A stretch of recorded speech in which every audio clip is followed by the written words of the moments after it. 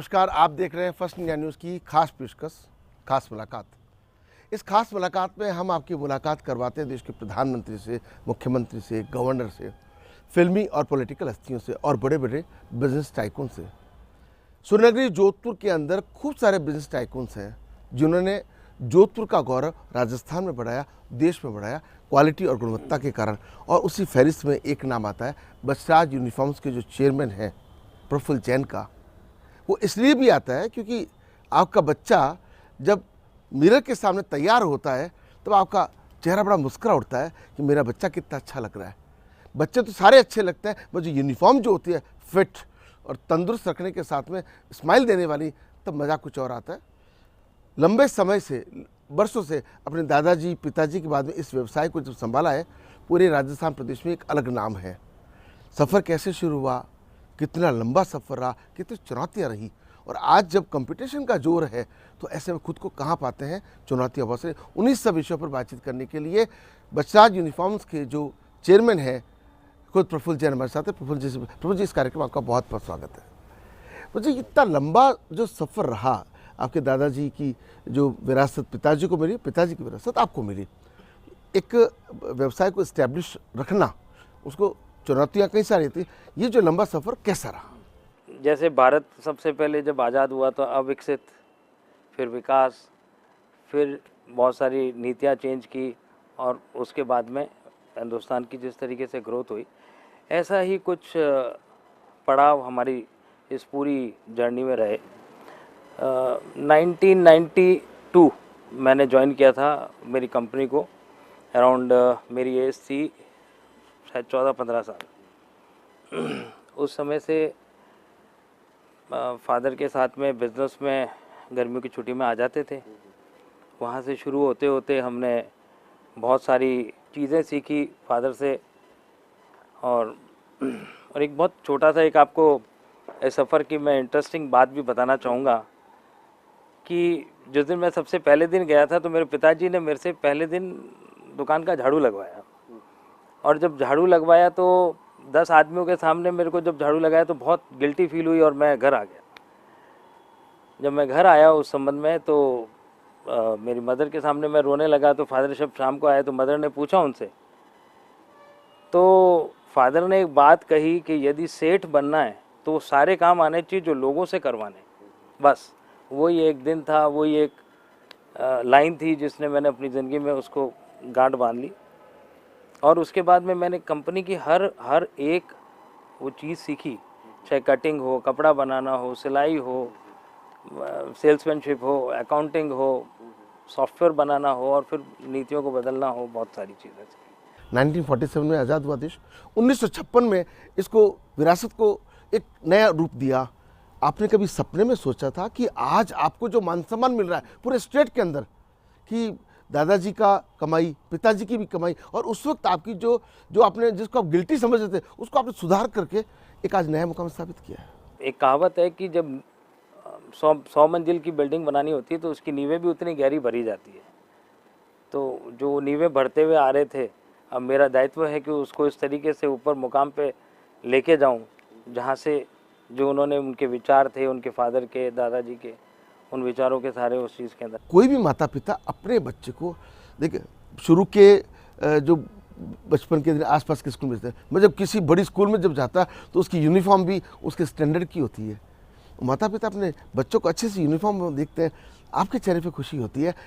सवाल, क्योंकि यूनिफॉर्म तो साल में एक बार ही लेते हैं, ज़्यादा से दो बार ले लो, राजीव लेकिन वो जो जी, बहुत ही ज़बरदस्त सवाल आपने किया है। उसकी मैं आपको कुछ एक बातें बताना चाहता हूँ। मेरे दादाजी ने जो दुकान लगाई थी वो एक परचून की थी, जो छोटे गांव में आज भी होती है, जहाँ सब सामान मिलता है।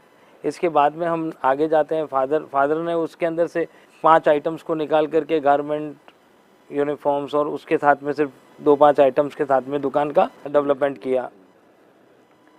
फिर जब मैं 2000 के अंदर में मेरे फादर के साथ डिस्कशन करता था तो हमारे और उनके विचार में एक मतभेद जरूर रहता था।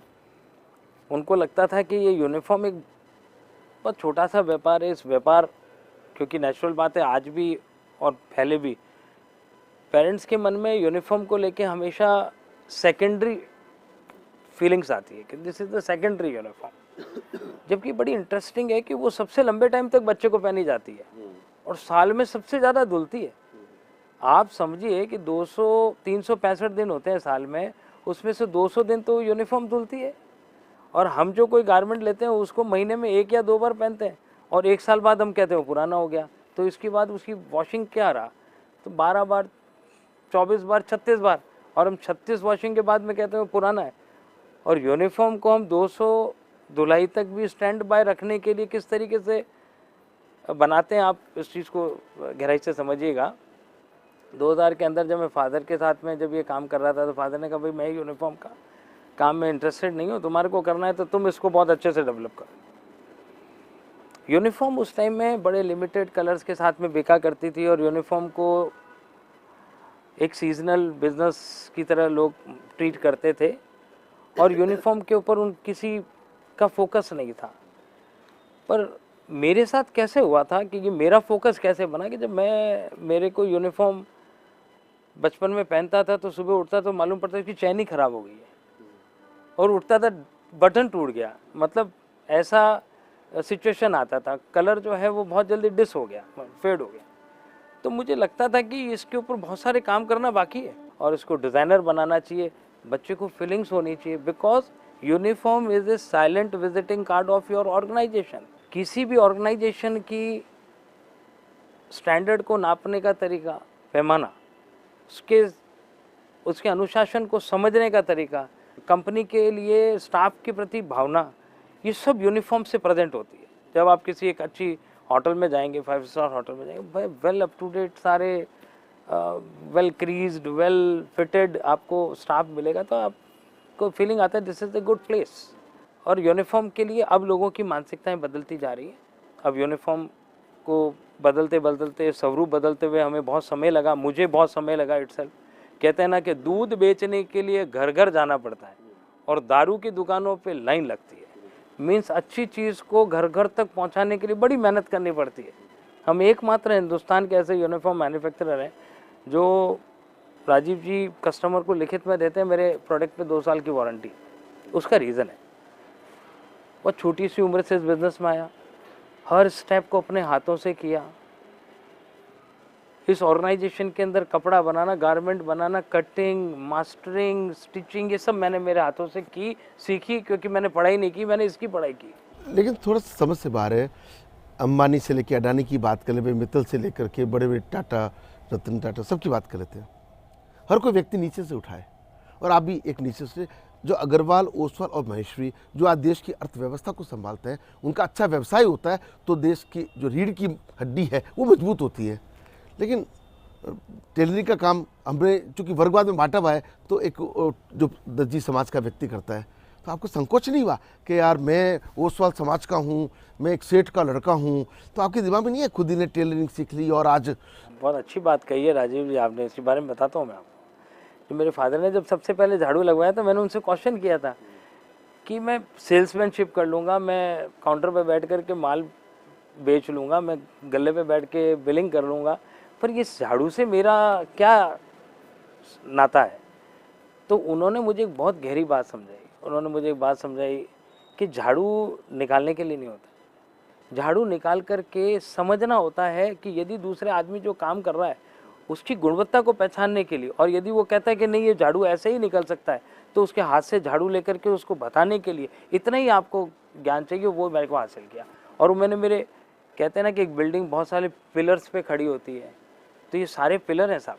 वैसे तो कोर बिजनेस कोई भी होता है वो 4 पिलर पे खड़ा होता है। इसमें एक मार्केटिंग हो गई, एक मैन्युफैक्चरिंग हो गई, फाइनेंस एंड अकाउंटिंग हो गई और एडमिनिस्ट्रेशन हो गया। बट इसके अलावा भी उसके फिर बहुत छोटे छोटे पिलर्स होते हैं, तो ये सारे पिलर्स के सारे चीज़ को खड़ी। लेकिन हमने पता किया आपकी यूनिट के माध्यम से कि आप क्वालिटी के मामले में बहुत ज़्यादा ज़िद्दी हैं, कोई कंप्रोमाइज़ बिल्कुल पसंद नहीं है। आपका चेहरा गुस्से से एकदम से लाल हो जाता है, लेकिन बाद में जब चीज़ ठीक होती है तब आपके चेहरे पे मुस्कान आती है, आप उसका एंजॉय भी करते हो, सेलिब्रेट भी करते हो। मेरे फादर ने जब मुझे कुर्सी दी थी ना, तो उस कुर्सी पे कहा कि ये कुर्सी जज जैसे कुर्सी पे बैठता है ना तराजू हाथ में लेके, उसके लिए है, और आपको पूरे समय बैठना ऐसा ही है। आपको अपना प्रॉफिट नहीं ढूंढना है, आपको ढूंढना है कंपनी का और कस्टमर का हित। यदि कंपनी अच्छा माल देगी तो कस्टमर वापस आएगा तो ही आपकी कस्टमर जो है वो आगे की लेगेसी चलेगी। उसकी एक छोटी सी बात को समझाता हूँ आपको ऐसे। एक रेट रेस के अंदर सारी दुनिया दौड़ रही है ना। गो फास्ट फेल फास्ट। मेरे फादर ने सिखाया कि आगे दौड़े लारे छोड़े एड़ो धंधो नहीं चाहिए। इस चीज़ को बड़ा गहराई से समझिए। आगे दौड़े लारे छोड़े, कहने का तात्पर्य यह है कि यदि कस्टमर आप नया तो पकड़ रहे हो पर आप पुराने को रिटेन नहीं कर पा रहे हो तो आप फेल हो, कि आपका सिस्टम फेल है। मैंने उसके ऊपर बहुत गंभीरता से सुना, समझा, और उसके बाद देखिए गलतियां सब होती है, गलती होने में कोई शिकवे नहीं है, पर गलती जीवन में वापस दोहराई नहीं जाए, नहीं दोहराई जाए उसका एसओपी बना के तैयार रहनी चाहिए। और कंपनी के अंदर वो एसओपी आपकी वर्किंग में आ जानी चाहिए और हर आदमी को स्टैंडर्डाइजेशन दे दिया जाना चाहिए कि ये कंपनी की पॉलिसी, इससे नीचे के ग्रेड पे काम नहीं करो। खुशी है कि मैंने मेरी जितनी टीम है वो रेडीमेड नहीं ली, मैंने मेरे हाथों से ट्रेंड करके इस जगह तक पहुंचाया और मुझको बहुत खुशी है। हमने सुना है कि जोधपुर की अगर किसी जिस स्कूल में एडमिशन कराने के लिए माता पिता जाते हैं तो उनको कहते हैं कि ड्रेस तो बछराज की चाहिए। ये जो आपको कामयाबी का टैग मिला, कई बरस लग गए। ऐसा नहीं है कि स्कूल ये कहती कि सिर्फ बछराज से ही लेना, उस स्कूल को ये भरोसा है कि बछराज के यहाँ जाने से आपको वो क्वालिटी मिलेगी, जिस ग्रेड जिस विचार से आप मेरे यहाँ एडमिशन करवा रहे हैं ना, उसी विचारधारा वाले व्यक्ति को हमने आपकी यूनिफॉर्म के लिए अपॉइंट किया है। और वहाँ की यूनिफॉर्म की क्वालिटी बरसों परखी हुई है और लेने के बाद आपको शिकायत नहीं आएगी, और आएगी तो उसके लिए वो जिम्मेदारी उठाएंगे। डिपार्टमेंट आपने बांट रखे हैं, जो सीसीटीवी पर नज़र रख रहा है वो पूरा मॉनिटर कर रहा है कि इतने आपके शोरूम हैं, इतने आपके वर्कशॉप्स हैं, कौन कैसे काम कर रहा है। क्योंकि डिसिप्लिन आपकी लाइफ का पहला मूल मंत्र, जो डिसिप्लिन आपने माता पिता से सीखा वो डिसिप्लिन यहाँ आप काम में लेते हैं। और इसीलिए चाहे टेलरिंग का कामकाज है, चाहे स्टिचिंग का कामकाज है, उसके अलावा उसको पैकिंग का कामकाज है, डिस्ट्रीब्यूशन का कामकाज है। और इसके लिए आप जब स्कूल का सीजन आता है उसके कई महीने पहले आपकी नींद उड़ जाती है और आप सबको काम पे लगा देते हैं। जब युद्ध छिड़ेगा तो नीचे से ऊपर तक की सारे तंत्र को तो जगना ही पड़ेगा और दौड़ लगानी पड़ेगी। तो वैसी कोई दौड़ लगती है, ऐसी कोई खास बात नहीं। बट हमने, ये बात सत्य है, हमने अपने काम के अंदर strong KPIs, MIS, SOPs design की। मैं पर्सनली टेक्नोलॉजी से बहुत जुड़ा हुआ इंसान हूँ। 25 साल पहले जब मैंने कंपनी ज्वाइन की थी, ये एक 100% अनऑर्गेनाइज्ड बिजनेस था। मैं इसके ERP को लेने के लिए कुछ कंपनी से जब डिस्कशन किया तो मुझे पता पड़ा कि या तो वो इतने महंगे हैं और प्लस उनको डिप्लॉय करना इतना हार्ड है कि वो मेरे यहाँ के जो basic layman, blue collar, grey collar के जो व्यक्ति हैं उनको डिप्लॉय करना या उनको चलाना उनके लिए बहुत मुश्किल हो। 25 साल पहले मैंने एक टीम डिज़ाइन की, मेरे कंपनी के अंदर सॉफ्टवेयर बनाने के लिए उस टीम को अपॉइंट किया। आज हमारा ERP पूरा हमारा है। आज हमारी 17 ऐप हैं। हर एक स्टाफ के पास अपना ओन्ड ऐप है, जिससे वो पूरे दिन का जो काम करता है उसकी रैंकिंग दिखती है, उसकी गलतियाँ दिखती है, उसके नेक्स्ट डे का क्या काम होगा वो भी दिखता है, उसका पूरा डेटा उसको उस तरीके से दिखता है। और हमारी मॉनिटरिंग टीम उसको बैठ करके बैकएंड से बहुत अच्छे से मैनेज करती है। और बहुत जल्दी राजीव जी, हम इसको बहुत अच्छे से AI के साथ में जोड़ दिया है और कंटिन्यू जोड़ रहे हैं। और हमने एक ऐसी मशीन बनाई है जिस पे बच्चा यदि खड़ा होता है तो उसका पूरे बॉडी का मेजरमेंट हो जाता है, और पेरेंट्स के पास में जिस क्लास में उसका बच्चा, उसका ऑर्डर फॉर्म बन करके और चला जाता है, वो वहीं से पे करके अपने घर पे मंगवा सकता है। 2 साल में हमने इसको तैयार किया, बहुत मेहनत की और बहुत सक्सेसफुल है। इसकी सक्सेस रेट 93% है प्रेजेंट टाइम में। हम इसको 95 तक ले जाना चाहते हैं। आपने देखा कि बछराज यूनिफॉर्म्स के चेयरमैन जिस तरीके से अपने जो परिवार से मिले हुए संस्कार हैं उनको साथ में लेकर के प्रफुल्ल जैन ने एक बार पूरे हिंदुस्तान को आईना दिखा दिया है। आईना उन युवाओं को दिखा दिया जो काम में संकोच और शर्म करते हैं। आईना उन बिजनेसमैन को भी दिखा दिया है जो सिर्फ किस्मत पर चलते हैं, मगर प्रफुल्ल जैन किस्मत खुद बनाते हैं। ब्रेक से पहले आपने इस पार्ट को देखा, ब्रेक के बाद आपको दिखाएंगे वो राज और रहस्य जिसके कारण प्रफुल्ल जैन की अपनी पहचान पूरे राजस्थान में अलग तरीके से है। आपकी उन जो हिडन पर्सनैलिटीज़ हैं उनके बारे में बताएंगे जिनकी वजह से प्रफुल्ल जैन एक कामयाब इंसान है। इन्हीं सब जो सवालों के जवाब जानने के लिए आप देखते रहिए फर्स्ट इंडिया न्यूज़ की खास पेशकश। मिलते हैं एक छोटे से ब्रेक के बाद।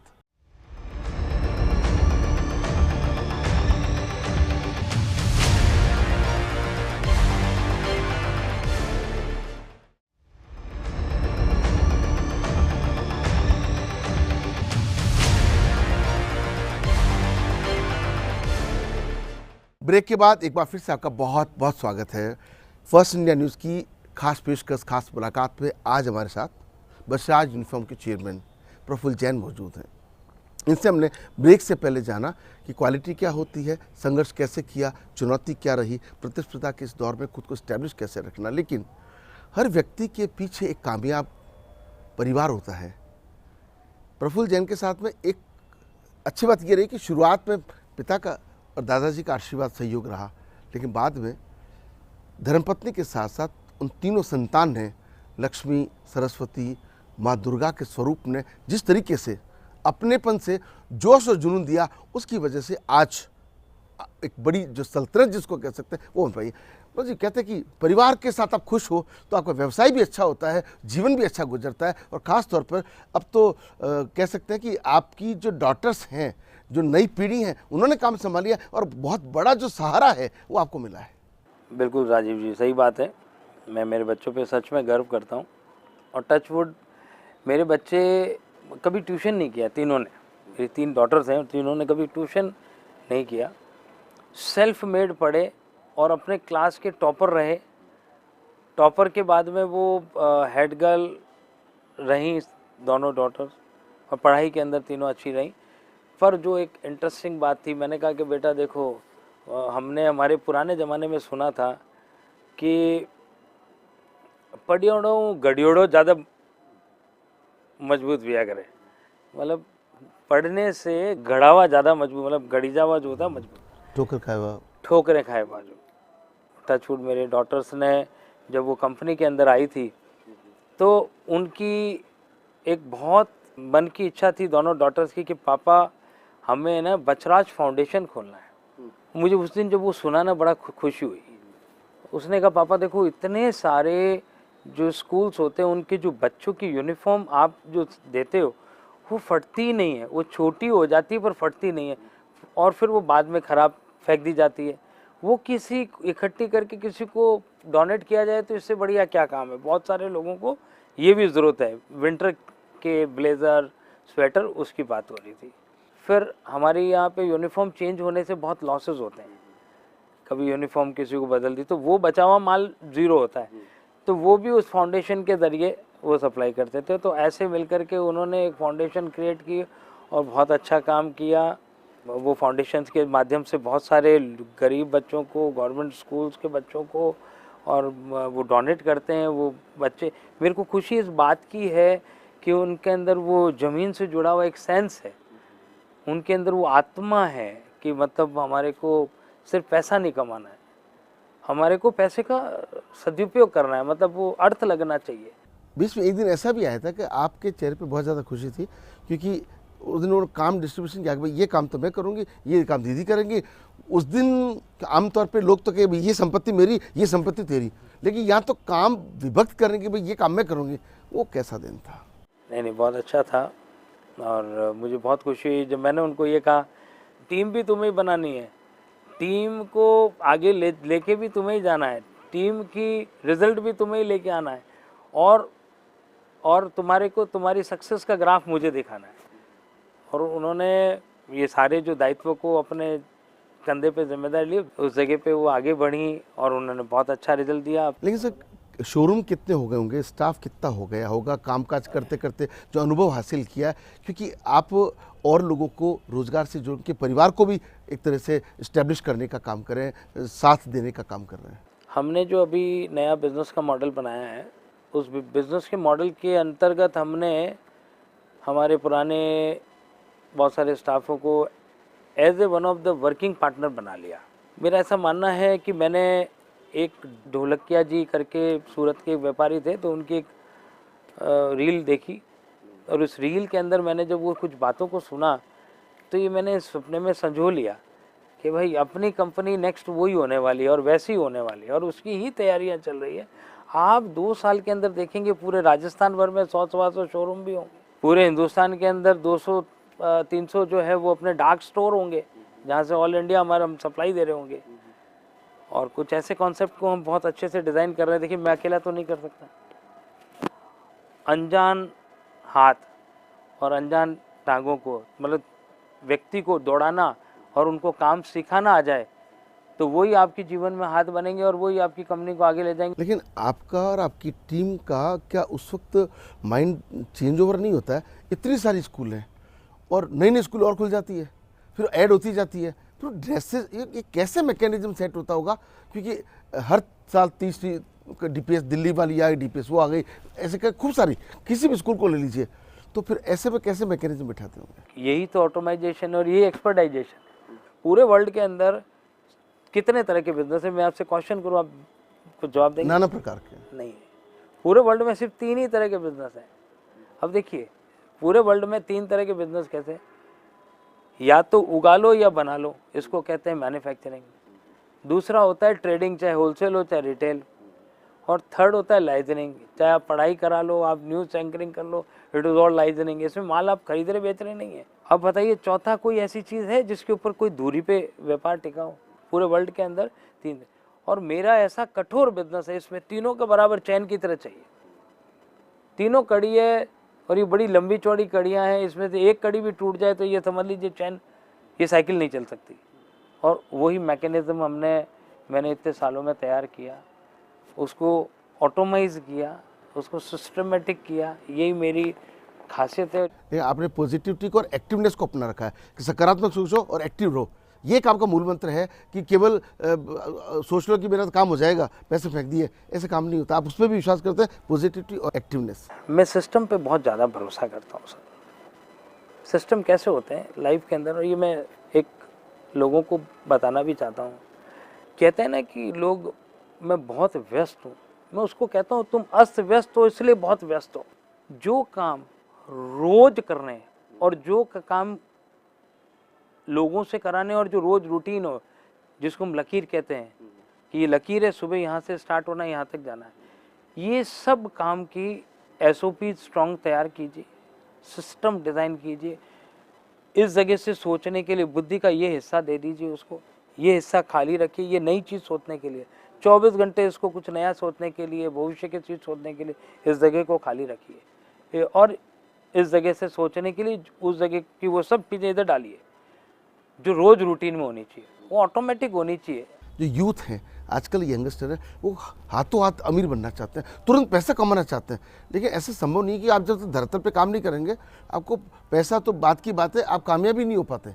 तो उनको क्या मूल मंत्र आप देना चाहेंगे? कोई भी टेबल जो होती है ना, वो 4 पाए पे खड़ी होती है साहब, तो चारों पाए आने चाहिए। मतलब उसकी आपको जब तक उसका बैलेंस नहीं बैठाना आएगा तब तक आप बहुत लंबे टाइम तक run, go fast and fail fast के नजरिए में आएंगे। क्योंकि एक तो पढ़ाई के अंदर प्रैक्टिकल जो बातें हैं वो नहीं सिखाई जाती, थ्योरी पे सिर्फ सबको जिताया जाने की कोशिश किया जा रहा है। वो जो प्रैक्टिकल लाइफ में जब आता है तो वो सारे प्रक्रियाएं अलग हो जाती है इसकी लाइफ की, और वहीं से उसकी पूरी स्टोरी चेंज हो जाती है। लेकिन सर आपने कुछ मैकेनिज्म प्लान किया होगा, अगर हम 10 साल बाद आपसे ऐसी बात कर रहे होंगे तो बछराज यूनिफॉर्म्स कहाँ होगा? मुझे कल का तो पता नहीं, पर मैं ये कह सकता हूँ कि मुझे 20 साल से नींवें गाड़ रहा हूँ। कहते हैं ना कि जितनी हाइट की बिल्डिंग बनानी हो, 100 मंजिला बिल्डिंग बनानी हो, तो उसकी नींव को उसका 20% तक नीचे ले जाना पड़ता है। अभी हमारे 11 शोरूम है, इसको हम जल्द 111 करेंगे।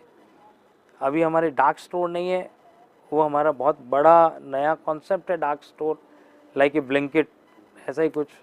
अभिभावकों को हम बार बार समझाने की कोशिश करते हैं कि या तो क्वालिटी से कपड़े ले लो या फिर क्वालिटी के साथ कंप्रोमाइज़, क्योंकि कई बार ऐसी वो उस जिद पर, क्योंकि या तो ब्रांड या एक अच्छी क्वालिटी और या फिर चालू, तो वो एक कई बार असमंजस की स्थिति हो जाती है कि आप जिस व्यवसाय से जुड़े हुए हो, एक एक ड्रेस के लिए, दो ड्रेस के लिए, छोटी छोटी बातें होती, बड़ा इनिशियल स्टेज में यूनिफॉर्म को लोगों तक समझाने में कि अच्छी यूनिफॉर्म खरीदने से आप हर 6-6 महीने में जो यूनिफॉर्म खरीद रहे हैं, आज आपने 500 रुपये खर्चा, फिर 500 खर्चा, फिर 500 खर्चा, फिर 500 खर्चा, आपने 2,000 रुपये खर्चे 1-2 सालों में, हम ये कह रहे हैं कि आप 800 रुपये खर्चिए और 2 साल तक के लिए फ्री हो जाइए। आप इस कैलकुलेशन को ऐसे समझ सकते हैं कि 500 में 500 वाली चीज़ मिल रही है और 800 में 800 वाली मिल रही है। यदि उसी दुकानदार को यदि वो प्रोडक्ट दिया जाए और उसको कहा जाए कि मुझे सेम प्रोडक्ट बनाना है, अब इसकी कॉस्टिंग क्या, तो उसकी 900 आएगी, उसकी 800 भी नहीं आएगी। ये इंटरेस्टिंग बात है। तो आपने देखा, आप सोच भी नहीं सकते होंगे कि एक यूनिफॉर्म लॉ के आधार पर जीवन जीने वाला, यानी कि हर व्यक्ति को नियम की पालना सही तरीके से करनी चाहिए, चाहे परिवार के साथ, समाज के साथ या व्यवसाय के साथ। और वो वक्त शख्स प्रफुल्ल जैन अगर आपको ये कह रहे हैं कि उन्होंने संघर्ष किया, मेहनत किया, एक यूनिफॉर्म विक्रेता, एक यूनिफॉर्म से बस कंपनी को बनाने वाला आज जब चेयरमैन बन जाए और इस तरह की बातें करे, आसानी से विश्वास इसलिए नहीं होता क्योंकि संघर्ष करके वहाँ तक पहुँचे। लेकिन जब विश्वास होता है तो इतना कुनबा खड़ा होता है। 11 शोरूम छोटी बात नहीं होती है। पूरे राजस्थान के अंदर एक छत्र राज करना, उसके बाद में जो डिमांड पूरी करना, नए स्कूल आते हैं उसके हिसाब से चलना, उससे भी ज़्यादा चुनौती होती है। इतने सारे स्कूल, अलग अलग प्रिंसिपल की सेमिनार करना, उनसे बातचीत करना, अभिभावकों से बातचीत करना, फीडबैक लेना, तब के जा कर के बछराज यूनिफॉर्म लोगों के मन में बसता है। अगले मुलाकात के कार्यक्रम में फिर किसी बड़ी हस्ती से इसी तरह से होगी मुलाकात और करेंगे सवालों का सिलसिला। लेकिन इस कार्यक्रम में फ़िलहाल के लिए इतना ही। पूरी फर्स्ट इंडिया न्यूज़ की टीम को दीजिए इजाज़त। नमस्कार।